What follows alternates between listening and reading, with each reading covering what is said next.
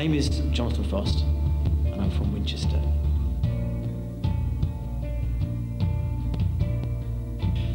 I had a friend who I've known for many years, who then one day came up to me and said he sees dead people.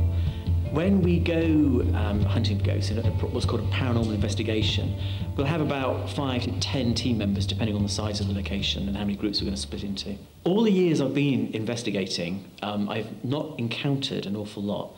The best thing that did happen to me, and the oddest thing, was we went to a location called Chambercombe Manor over at Ilfracombe, and we were doing a vigil, and it was about 4 o'clock in the morning, and there was a medium and a group using a Ouija board.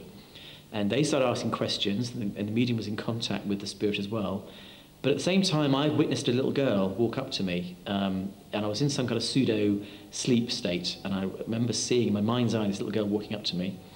I remember visually what she was wearing, and I heard out loud the people in the room saying, "What is your name?" to the Ouija board and also to the medium. And at that point, in my mind's eye, the name Rosie just appeared, it just suddenly flashed into my head. And then very slowly, the group on the bed started going R-O-S, and it was cold shiver down my spine. And then from that point, every question they asked, I seemed to know the answer. It took them ages to sometimes get a very convoluted answer, but I seemed to know instantly. But again, it was very, very tired. It was 4 in the morning. I'd heard stories about that little girl, so whether it was mind conscious, who knows. We've moved down to the basement of the keep, one of our favourite areas to investigate at Southsea Castle.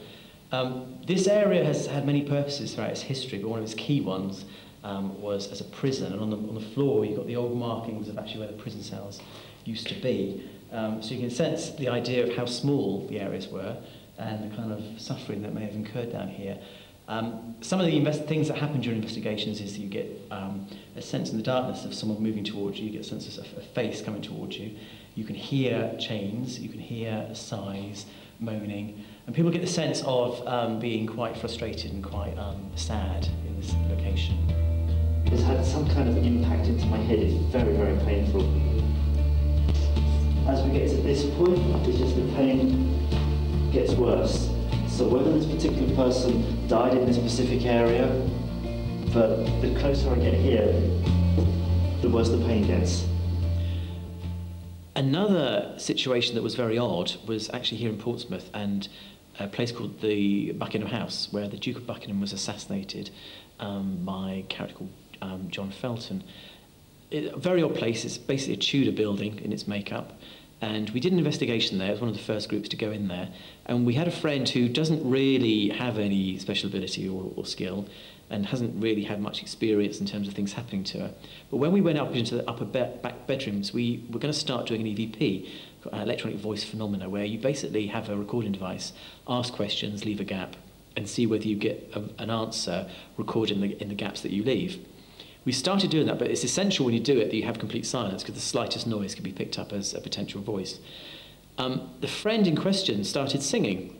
She was looking at the window and swaying and singing Ring a Ring of Roses.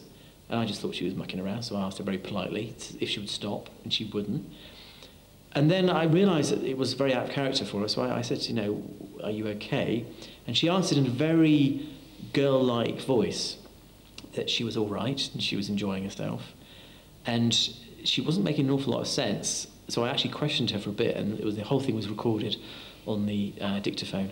And in the end, the medium had to take her out of the room, and as soon as she was taken out of the room, she sort of came round and had no knowledge of what happened until I played back the recording on the EVP, and it quite startled her that she had effectively been taken over by the spirit of this young girl. Somebody here with us?